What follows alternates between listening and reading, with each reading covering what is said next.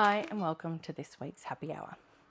So this week, as Breast Cancer Awareness Week draws to a close, I want to share with you my own personal journey with breast cancer in 2020 and how a dodgy bra and my intuition saved my life. So we all remember 2020 was a weird time.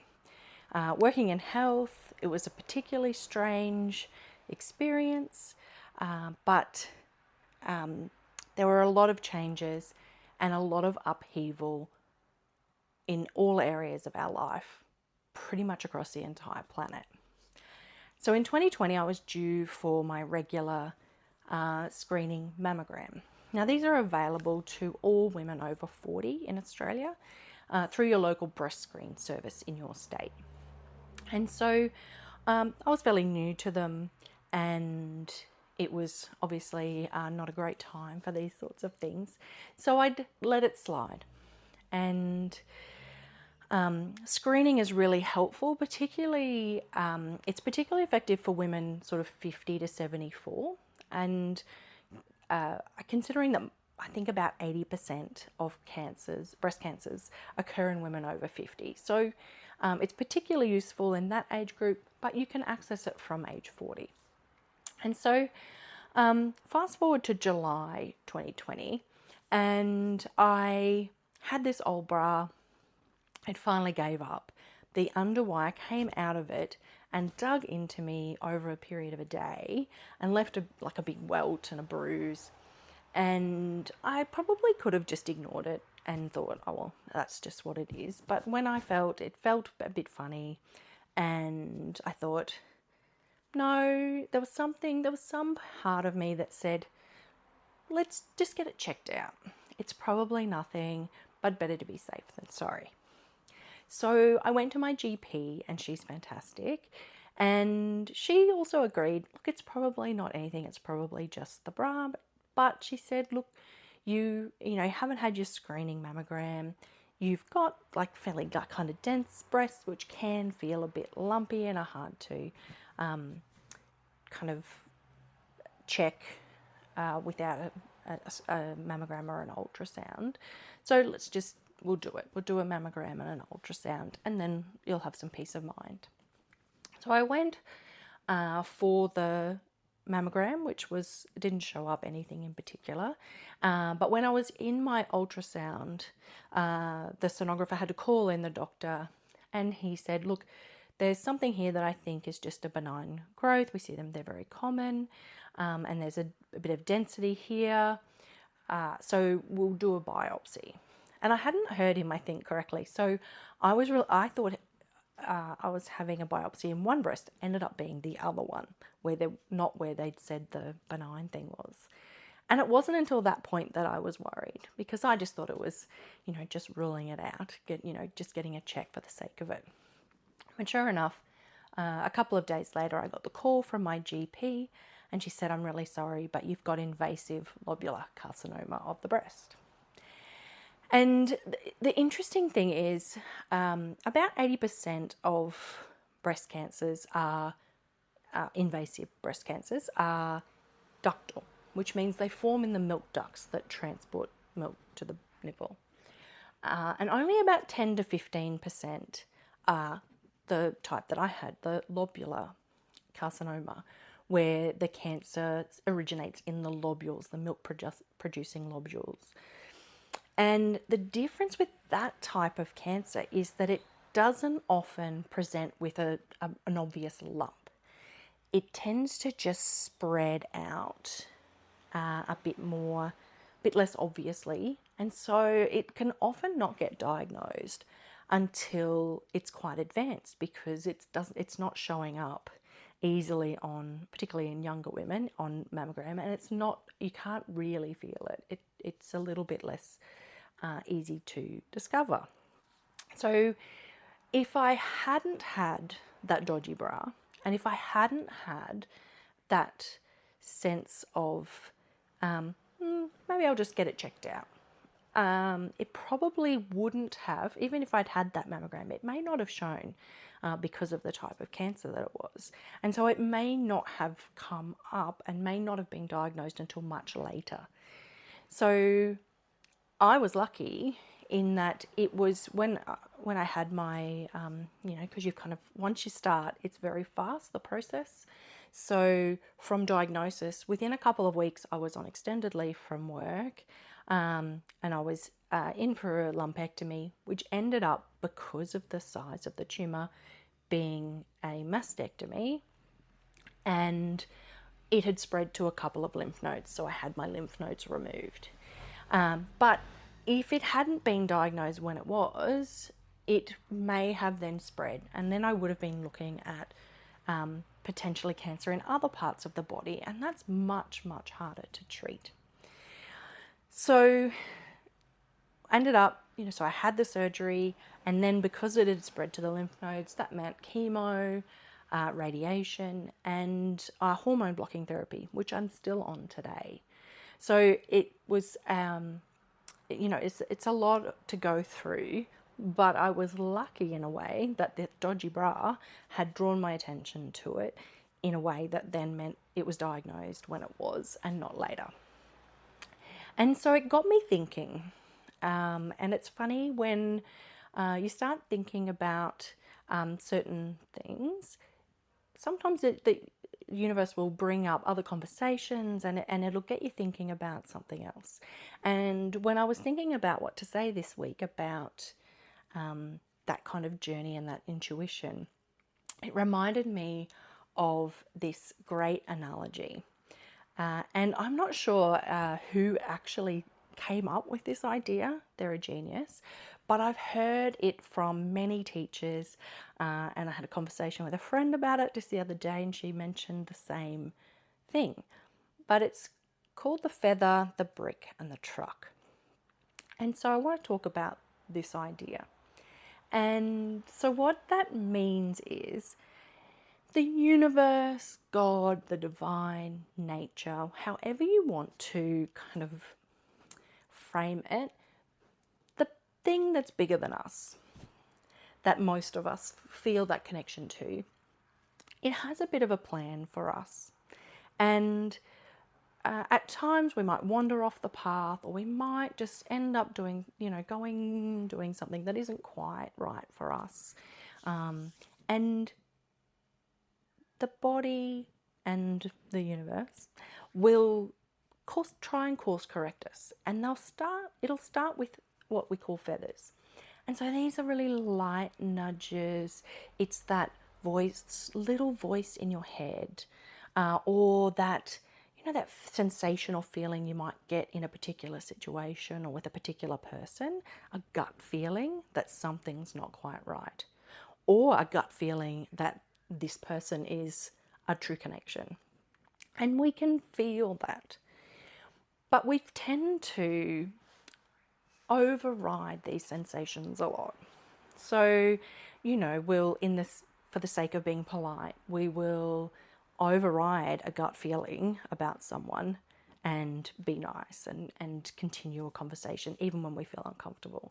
Or we will keep doing something that we've committed to even when it doesn't feel right to us, and we are dragging ourselves there. Or we might have a nagging sense about something in our relationship, but we ignore it. We don't want to talk about it. And so that's the feather. And if we don't listen and we're not connected to the feathers in our life, that little subtle intuition, those gentle nudges, then the universe is going to get less gentle and a little less subtle. And that's the brick. So the brick, you'll know, you can't ignore this. It's a very obvious, it's a punch in the guts. It leaves a mark. So this might be, a health issue that comes up, or a drama in a relationship, or a falling out with a friend, something that that you really notice. It's a real push. And it can be like different sized bricks. Like sometimes it might feel more like a boulder if you've ignored some of the earlier things. But even with bricks, even with these kind of big smack in the face painful experiences, our natural tendency is to avoid having to deal with some of these things. So, better the devil you know. Sometimes we'll even ignore these kind of more painful situations. So we might stick in a relationship that doesn't feel right, or we might stay in the job that doesn't fulfill us because we're scared of what else is out there, or we might not be not sure about how to, or not prepared to make that big change to our health. Might not be ready to give up sugar just yet, or alcohol, or whatever it is that's causing these issues. We're just not quite ready. But the risk is, if we don't listen to the whispers and we don't listen to the punch, the kick up the ass, then we risk the truck. Now, if you have experienced a truck, you know what I mean. This is a altering event. There's no denying this. This is the big life-changing things that happen in our lives. It's the big health scare. It's a car crash. It's a divorce. It's being made redundant. It's a relationship imploding. It is death in the family. It's something that is fundamentally changes who you are. And people who've experienced a truck will often say there's that time before the truck and then there's after. And a lot of the time, not all of the time, but some people will describe that moment, that truck, while being potentially the worst thing that's ever happened to them, it's almost like the best worst thing that ever happened to them. You'll often hear people who've gone through a cancer diagnosis say it was or a heart attack, and that's like, it was a wake up call, and I'm changing my life. I'm not going to keep things the way they are because I need to make a change. And that's how anyone who knows me will know that that's how I interpreted my breast cancer diagnosis. It was because of the couple of things. So this kind of luck of the intuition in finding it, but also it was a huge, completely pulled me out of the day-to-day of my life, and I had a lot of time. And so I see it as it was, while I would never choose to do it again, I'd listen to some of those feathers. It's been a positive experience for me going through it. And I've made some changes based on that space that it created. And that's, I guess, what I want to offer you as well. We don't have to wait for the truck. We can, and this is a priority for me now, is listening in to those really subtle whispers. If I have a sensation, like if I feel a deep connection to a particular course, or connecting with a mentor or a teacher, if I feel that, I act on it. I don't overthink it until I run out of time. If I want to do something, I will do it. And in the same way, if there's something that isn't serving me, or if I get asked to do something and it doesn't feel right, then I'm much more confident now to say, actually, no, that's not for me.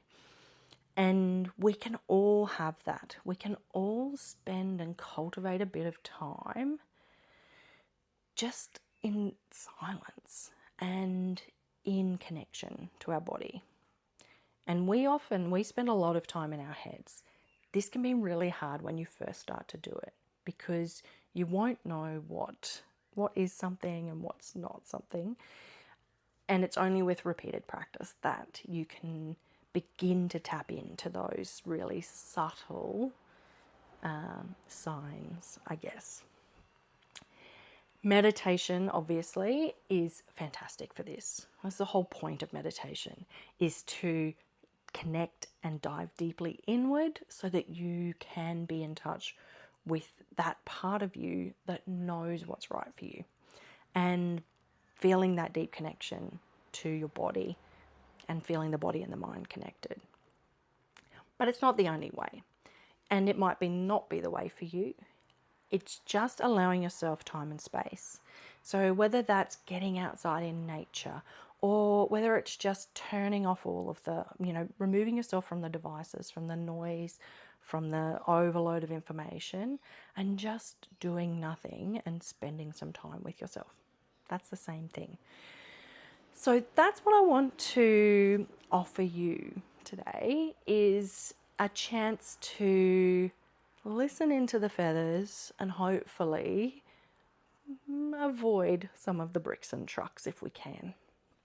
I'd love to hear other people's experiences or thoughts on this. It's something that a lot of people, if they've had that big event, there's a choice in that event about how we are going to frame it in the course of our life.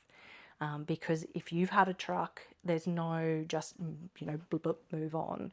It's life altering in whichever way.